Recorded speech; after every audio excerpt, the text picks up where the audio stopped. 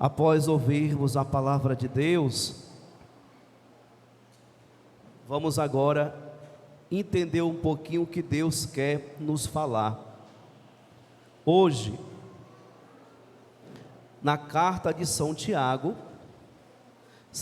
nos chama a atenção acerca do cuidado que nós devemos ter com um dos membros do nosso corpo. Qual é o membro que hoje ele fala? Da nossa... Ouviram? Meus irmãos, não haja muitos que queiram ser mestres. Sabeis que nós, os mestres, estamos sujeitos a julgamento mais severo, pois todos nós tropeçamos em muitas coisas. Aquele que não peca no uso da língua é um homem perfeito, capaz de refrear também o corpo todo. Qual é o membro?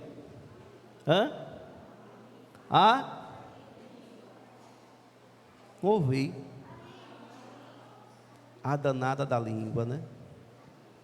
Refrear a língua. O que significa isso? O que significa refrear a língua?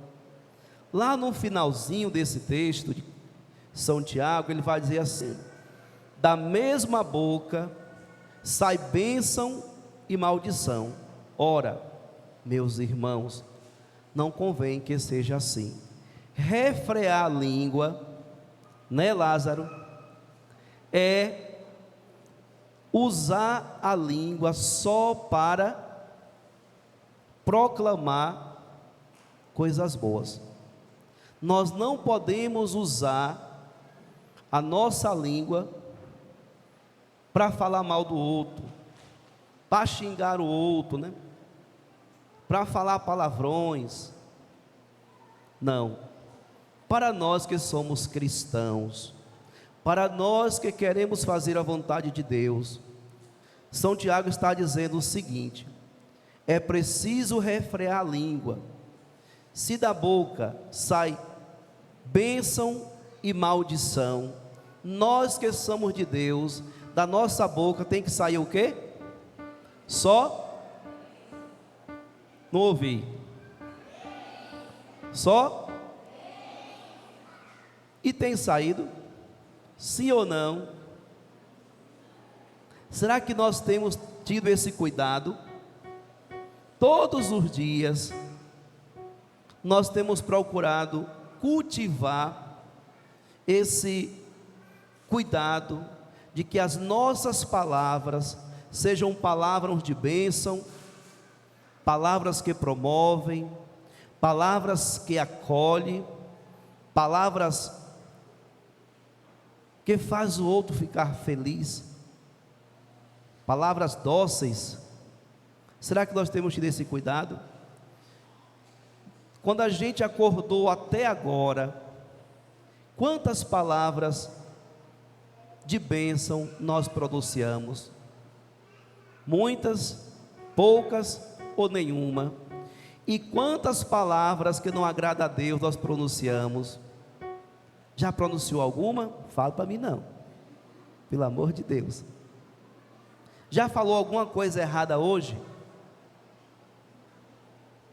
Graças a Deus, temos balançando a cabeça que não. É isso que São Tiago está dizendo para nós. Nós precisamos refrear a língua. E vejam, se a gente consegue refrear a língua, nós refrearemos todo o nosso corpo. Ou seja, vejam que interessante, se a gente não fala mal das pessoas, a gente também não vai fazer mal. É isso que São Tiago está dizendo. Se você consegue todos os dias tomar cuidado para que a sua fala, que a sua palavra não seja palavra ofensiva para o outro, então também nas suas ações, nas suas atitudes, você também vai fazer o bem. Então essa é a verdadeira atitude de todos nós, os cristãos. Então o ensinamento da palavra de Deus hoje, que é direcionado para a igreja, serve para todas as crianças, que hoje é o dia delas, mas serve também para todos os pais que aqui se encontram. Precisamos tomar muito cuidado com o que a gente anda falando dentro de casa. Quais são as palavras que nós estamos pronunciando, desde aquelas palavras negativas. Às vezes nós somos tão negativos dentro de casa: ah, isso não dá certo, isso não presta, isso não está bom, isso não está assim. E são palavras que, ao invés de louvar e bendizer o nome de Deus, palavras de bênção, são palavras que vão entrando em nosso coração de maneira negativa. Às vezes estamos tão insatisfeitos com as coisas, apesar de ter tudo, mas ainda estamos insatisfeitos, e por causa dessa falta de satisfação, a gente começa a murmurar, e as murmurações nos levam então a pronunciar palavras de maldição. Por isso São Tiago diz: cuidado com a vossa língua, refreai a vossa língua, para que você possa também refrear todo o seu corpo. Que nós possamos então pedir ao Senhor hoje que nos conceda essa graça. Repete com o Padre assim: Senhor Deus, nesta manhã eu te peço que me conceda a graça de refrear a minha língua. Senhor Deus, eu te peço nesta manhã que me conceda a força de poder refrear todo o meu ser. Senhor Deus, muito obrigado por me conduzir a esta igreja, por me trazer a sua presença, para semear em meu coração a tua palavra, para me ensinar nesta manhã a bendizer e a louvar sempre o seu nome. Obrigado, Senhor. E agora, caríssimos irmãos e irmãs, nós ouvimos o evangelho tão bonito. O evangelho de hoje nos fala de um acontecimento extraordinário. Jesus escolhe quantos discípulos? Quantos? 3 discípulos. E vai para onde? Jesus vai para onde com esses discípulos? Sobe uma montanha. É como se nós estivéssemos aqui e subisse aquela montanha que tem aqui do lado. Lá em cima, lá no alto, Jesus vai com esses 3 discípulos. E o que é que acontece lá? Jesus é transfigurado. Mas Jesus chegou lá em cima e do nada transfigurou? Sim ou não? Não. O que é que acontece? Jesus sobe ao monte, às montanhas, com um objetivo. Toda vez que Jesus sobe para a montanha, ele vai fazer o quê?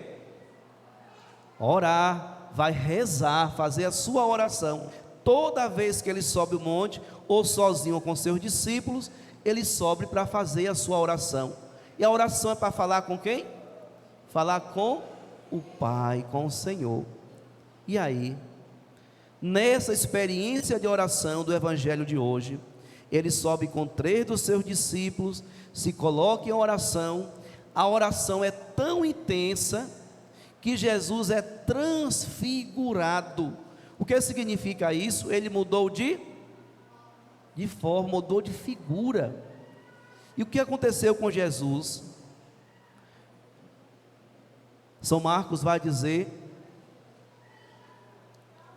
que ele transfigurou diante dos discípulos, suas roupas ficaram brilhantes e tão brancas como nenhuma lavadeira sobre a terra poderia alvejar. Algo acontece de extraordinário naquele momento. A oração de Jesus é tão intensa, coloca de tal maneira a intimidade com o Pai, que acontece essa transfiguração. Na transfiguração, quando os discípulos olham para Jesus e vê ele transfigurado, ao lado de Jesus aparecem duas pessoas. Quem são essas pessoas?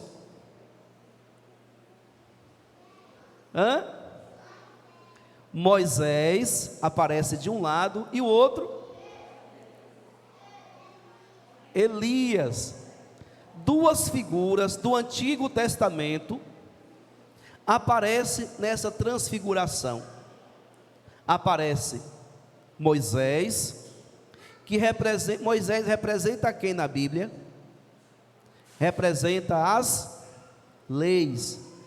Moisés foi aquele que apresentou as leis para o povo de Israel. Então, Moisés significa as leis que estão ali. E Elias, um grande profeta, um grande profeta. Então, Jesus está transfigurado no centro. De um lado aparece Moisés, de outro lado aparece Elias. Os dois, um do lado, outro do outro de Jesus. E a mensagem do Evangelho quer dizer o quê? Jesus é a síntese entre as leis e as profecias. Então, em Jesus contém as leis de Deus e a profecia de todos os profetas. Então, hoje, olhar para Jesus, seguir os passos de Jesus, é justamente obedecer às leis de Deus e ouvir os ensinamentos dos profetas. Então, a transfiguração, naquele momento ali no monte, revela para nós um pedacinho do céu.